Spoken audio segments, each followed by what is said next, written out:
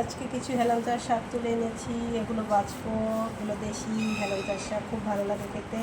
আমি তো খুব পছন্দ করি এই শাকগুলো তুলতে।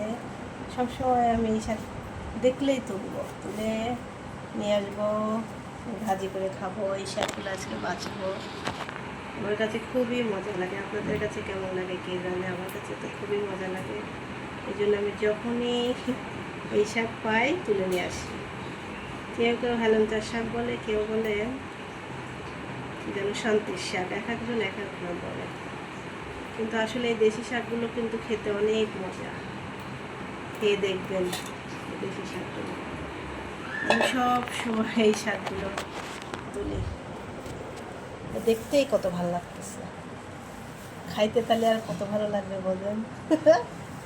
যে আসলে পছন্দ করে। দেশি শাক তো পাওয়াই যায় না, অনেক দিন পর পেয়েছি। এটা কিন্তু ঢাকায়, গ্রামে গেলে তো খাই, ঢাকায় তো পাওয়াই যায় না। কিন্তু পেয়েছি তো, তাই জন্যে সঙ্গে সঙ্গে তুলে নিয়ে আসলাম পছন্দের শাক।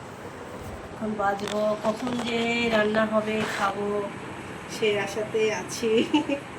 এই শাকগুলো এত পছন্দ আমার, যে যেটা পছন্দ করে, যার যেটা পছন্দ আমার কাছে খুবই পছন্দ। সেই জন্য আমি সবসময় এই শাক দেখলেই তুলে নিয়ে আসি, তারপরে ভেজে ভেজে খাবো। শুকনো মরিচ, তারপর রসুন তেল দিয়ে ভাজবো, কি মজা। আপনারা দেখবেন, আসলে এই শাক অনেকেই পছন্দ করে, শুধু আমি না, যাদের গ্রামে বাড়ি বা শহরে বাড়ি সবাই এই শাকটা খেতে পছন্দ করে, শুধু আমি না। আমি তো আরও পছন্দ করি।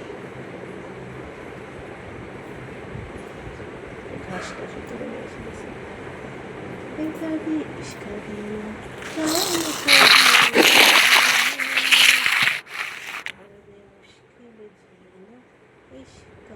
গান গাই আর শাক পাচ্ছি। শাকগুলো কিন্তু আসলে খুব টেস্টি।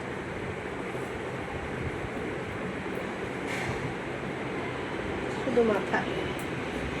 এই শাকগুলো বর্ষার সময় খুব হয়। এই শাকগুলো খাওয়া খুবই উপকার।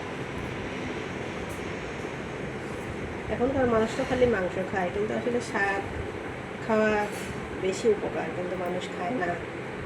এটা দেশি শাক, এগুলো খুবই উপকার। বাজারে যা কিনতে পাওয়া যায়, বর্ষার সময় এই শাকগুলো অনেক হয়। তো সবসময় পাইলেই খাই। আপনারাও খাবেন উপকারী এই শাকটা।